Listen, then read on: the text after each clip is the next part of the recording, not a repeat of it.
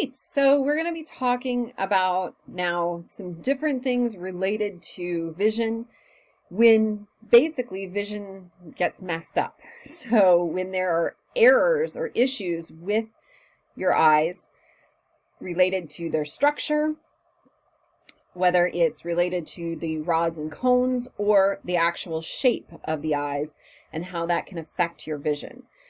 As I said in the previous video, your rods and cones make up 70% of your sense cells in your body, which means that vision is incredibly important to humans compared to our other senses. So the first one that I'm going to talk about is color blindness. So color blindness is going to occur when at least one of the cones is malfunctioning. So one of the three colors of cones is not working properly. It's not firing correctly, and it's giving the brain incorrect information. So there are multiple types of color blindness. The most common one, and the one that most people know, is what we call red-green color blindness. This is linked to a gene on the X chromosome. So this means that actually males are more common to have red-green color blindness because they only get one copy of the X chromosome. So if they inherit a bad copy for this gene, then they're stuck. Versus females inherit two X chromosomes. And so if one copy is bad or broken, they still have a good one in order to make the cones that are functioning properly. So how can we tell if somebody is red-green colorblind or any version of colorblind? There are these kinds of tests. They're called Ishahar tests. And basically, if you can see this number that's in this dot, then you are not suffering from this specific type of color blindness. So if you're seeing it, it is a number 5. If you do have one of the conditions of color blindness, and I believe this one is for red-green, then this number would be nearly impossible for you to distinguish from the other dots that are here in the circle.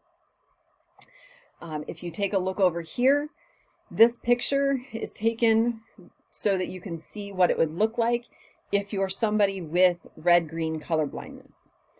So you can see it's very difficult to figure out what things are if you can't tell what color they are. So, you know, you can see that there are a bunch of peppers in this basket, but you can't tell, are they red peppers? Are they green peppers? Are they yellow peppers? Are they orange peppers? Right? You can't really tell easily what color any of these peppers are. You just know these ones are more yellow than the others, but you can't be 100% sure what color they are. And so I can tell you I have relatives, I have uncles and a cousin who have red-green color blindness, and it's very frustrating because everything looks similar in that red and green kind of area. And it also, as you can see, affects things that contain red and green. Because take a look at the grapes, right? Grapes would have red in them. They don't look truly purple. These grapes would be normally green, but they don't look green. And so it makes it very difficult not just to do things like pick out vegetables, but to also do things like picking out clothing. So I can tell you, for example, my uncles and cousin, they have a lot of clothing that is the same color, so that way they don't have to worry about it. So why do you need to worry about this if you're an artist and you're not colorblind? Well, it's something you should keep an eye out for when you're doing design, whether it is an art piece or if you're doing, signage or something like that. So take a look at this. This is, this is a problem. Now, granted, not everybody would necessarily do this, but this is something to consider. This is hard enough for someone with normal vision to read. If you had red-green color blindness, you wouldn't be able to read the letters in this at all because they would blend together. Okay. So I will link this video up here. This is going to show you some information on red-green color blindness. So that will be linked in the lesson. All right. Oh, and the other thing to let you know, there's also a red-green or a color blindness simulator on Go Studio. Please check it out. It's actually really kind of neat. They have a picture on it with crayons, so you can see the different types of color blindness. So it actually has multiple different types on there. But also you have the ability to load your own file. So you can load a picture into it, so you can see what a picture would look like with the different types of color blindness.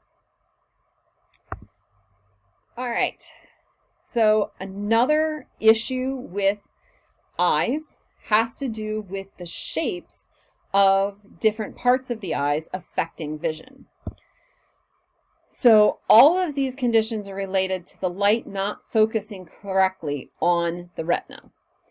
Basically, they're all related to refraction. I know, right? Physics. You thought you were done. So if we take a look, right here, we've got what normal vision would look like through the eye. So remember, the lens is that part that's going to, stretch and squish to be able to focus the light. And so here, we're going to have light come in.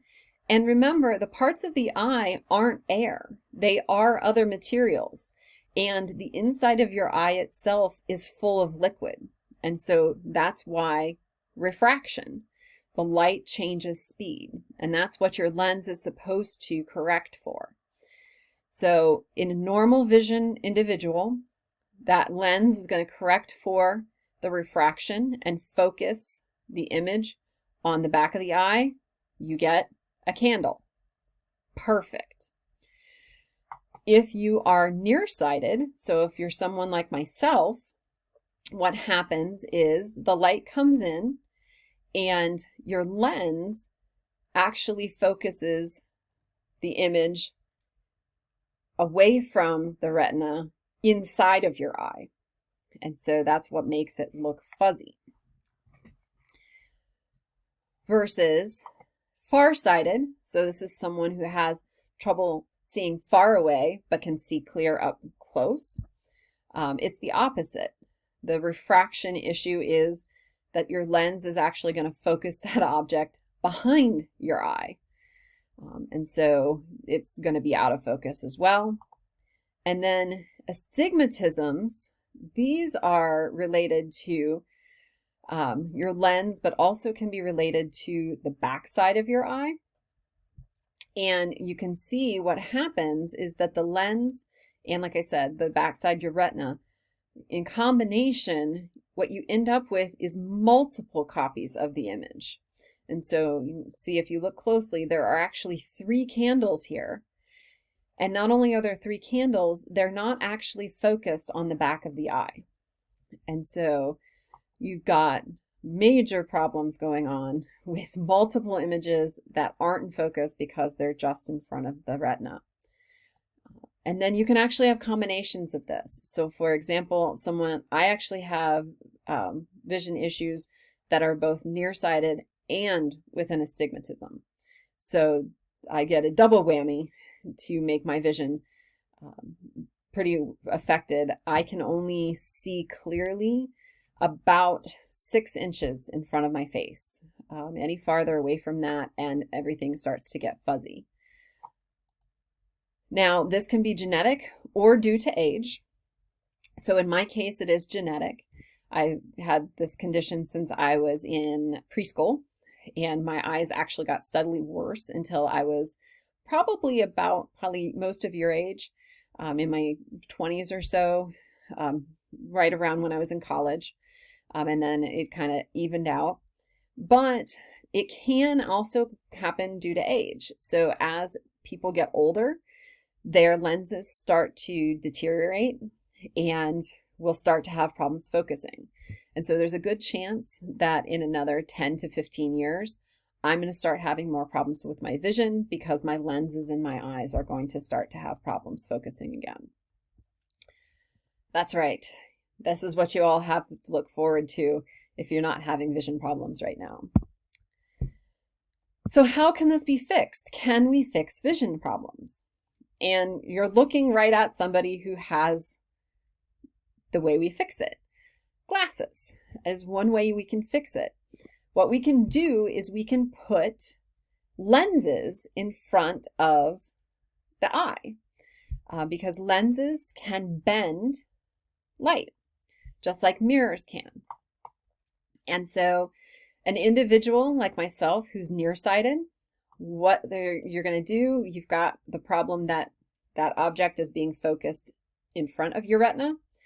Well, if you go to an optometrist, what they're going to do is have you do all of those tests of, is A or B better, C or D better, all of that. What they're doing is measuring to see what kind of curve they need to put into the lens so that this lens plus the lens in your eye will focus and refract right onto the back of your eyeball. And they're doing the same thing. If you're farsighted, the lens is shaped differently because you need to bend the light in a different direction, but same idea. And then for someone with an astigmatism, you get actually kind of a combo platter of lens going convex and concave. So you've got one on either side in order to focus that individual on, or that item on the back of the eye. Now, these lenses don't have to be glasses. They don't have to set farther away. As many of you probably are aware, we also now have the ability to put the lenses right on the eyes. And we also now have the ability to do laser surgery, like LASIK and some of the other companies out there that are doing it now. What they do for those laser surgeries is they actually go in and alter the shape of the lens in the eye so that it will focus correctly onto the retina and correct the vision. So how do we tell how well you can see? Do you have one of these conditions? Well, we measure what we call your visual acuity. So this is going to measure your eye's ability to distinguish details at a distance. And I know you've all seen one of these charts at some point because we all, at least here in the States, get tested when we're in elementary school. If you have a driver's license, you've been tested. And if you have glasses or something like that, like I do, you definitely have gotten to see these charts. So what are these doing? How are they working? Well, so you've probably heard of these numbers before. Yeah, 20/20 versus 2100. What does it mean if you have 20/20 vision or 2100 vision? So these charts are numbered because each of these rows obviously is getting smaller. They're actually a way to measure these numbers. And what do the numbers mean?